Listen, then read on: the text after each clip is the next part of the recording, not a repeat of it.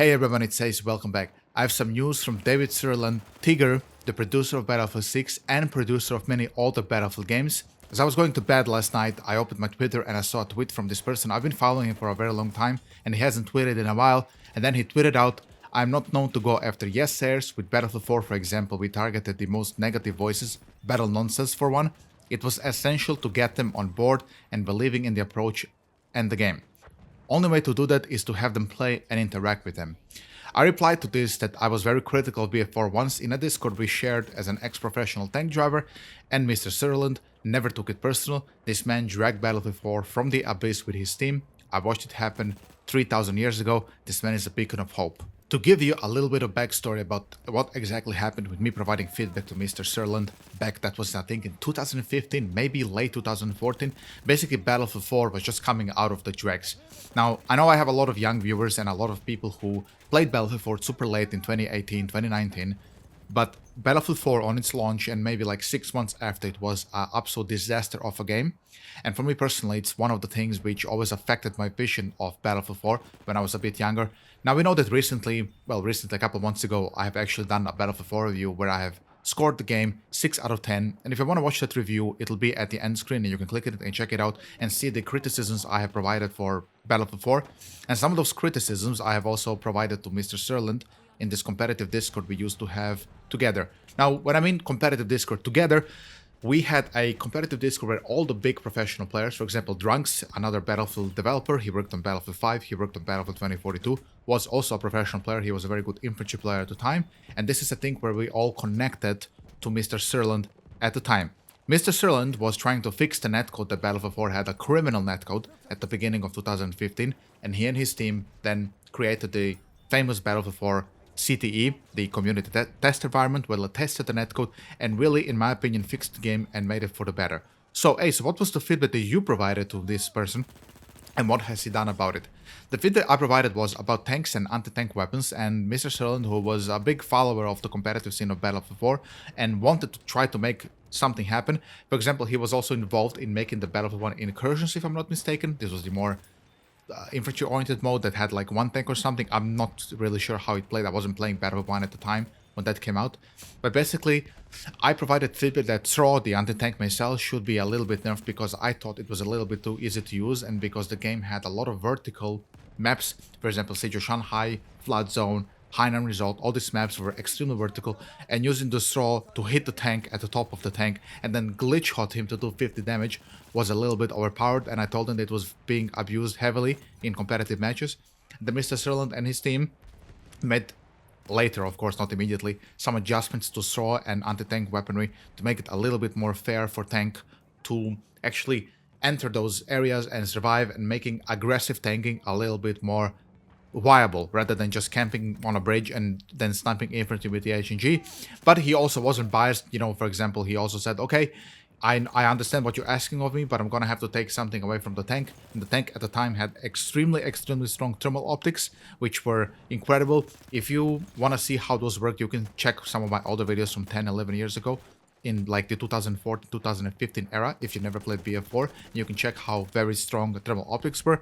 And then of course he has then changed the thermal optics with his team, and that is the thermal optics that you still today have in Battlefield 4. If you still log into the game and play the game, those are the thermal optics that you will have available to yourself. The reason this is all very important for Battlefield 6, first is that Mr. Sirland is actually the executive producer of Battlefield 6, and then he also tweeted again, "No need to cherry pick, feedback is welcome, constructive criticism and discussion also." Which means that I guess he welcomes everybody to, you know, tell him something on Twitter or on forums or whatever about Battlefield 6 playtests. The second thing is that he might imply here that we all might have access to Battlefield 6 playtests and not just these yes-airs he was mentioning in his tweet previously, which means the men might not want to listen to the same people who have been regurgitating the same garbage. For example, I'm not gonna name any names. During Battlefield 4 release dates, there was this program called EA Next or EA Creator Program, whatever the hell it was. And all of the big YouTubers at the time and creators have just been funneling the game's balls. Battlefield 4 was a goddamn dumpster fire at the release, but everybody was saying, oh my god, it's 10 out of 10, it's 20 out of 10, but nobody really provided critical feedback for Battlefield 4. And in my opinion, and apparently David Sirland's opinion, that has dragged down Battlefield 4 a little bit. I think if Battlefield 4 got immediately fucking its shit pushed in, you know, like literally face pushed in, that it might have been fixed earlier, and then it wouldn't have lost so many players at the beginning of the game. Battlefield 4 today we all value as one of the greatest Battlefield games ever created. And that's because of this guy. You have to believe me here. Because the slop that Patrick Baja and other people in DICE provided as the launch experience, and all the YouTubers who have endorsed that game and said it's so fucking insane. You guys, if you haven't played that game has nothing to do with current Battlefield 4. Nothing. Other than the maps, it has nothing in common with the current Battlefield 4. So I really hope that David Sirland here is implying that that means that he will collect feedback from all of us doing Battlefield 6 playtest. So I encourage you, my viewers, that if that's going to be true and we're going to be able to play the Battlefield 6 playtest, that you go, you play the game, you voice your concerns and opinions, and, you know, do it in a constructive manner. Don't just say, oh my god, tanks OP, oh my god, I hate vehicles. Dude, this is Battlefield. If you hate vehicles, and provide constructive criticism why you hate the vehicles, why do you hate the helicopter, the jet, tell them, hey, I don't think the jet should be so quick. Hey, I think the jet perhaps does too much damage to infantry, and we don't have a lot of anti-aircraft weapons to deal with it. For example, that was a problem in Battlefield 3. Battlefield 3, in my opinion, is the best Battlefield game we ever received. But it had one big balance issue, and that was that the aircraft vehicles were extremely strong against infantry specifically and land vehicles.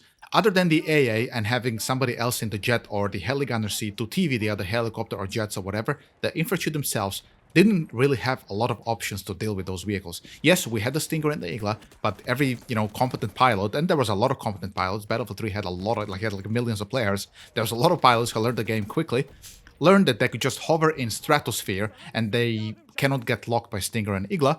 And basically the thing we were left with to deal with them was, you know, RPG and small, if you can like luck shot them somehow while they're flying in fucking space, or a tank shell, or, you know, you had to random with the jet. So basically it required you to as well have insane pilots on your team, or you basically lost the game. This is basically how Battlefield 3 worked. And if we had a person like David Sirland on Battlefield 3 to tell him, hey, I think we need some changes to the man-held anti-aircraft weapons. They're, you know, fucking dog shit. Can you increase the range of the Stinger? Can we get a weapon that, you know, helps us deal with these vehicles? Because it's very annoying playing these air maps, and, you know, this is why everybody preferred Metro and Grand Bazaar and not the usual maps that have a lot of air vehicles. And if you provided this feedback to this person, he would have listened to you. He would have said, okay, we understand you. We're going to think about something. We're going to come out with something on our CTE server. Come try it out. And then you could try it out and say, okay, you know what? I like the new Stinger. I just think it's a little bit overpowered. Hey, the Stinger one-shots the helicopter. I don't like that. I like the range. I just don't like the damage. And he would collect all of this in his team and then would evaluate, you know, also, of course, with the data, how many people are using Stinger, how many people are flying on the helicopter, and so on. But this is the guy who does all those things, and this is just incredible. I actually didn't know that he's the executive lead of Battlefield 6. I knew he came back to work on it, but I wasn't aware because he was very inactive for a long while that he's actually there, one of the main guys, and that's incredible for the game. It really is. If there's somebody who can make Battlefield 6 at least a decent game, now of course he's not gonna win everything, dude. Yeah, we have to be realistic here. He might provide us with a better game than Battlefield 2042, but the game could still end up at just being a little bit better Battlefield 2042.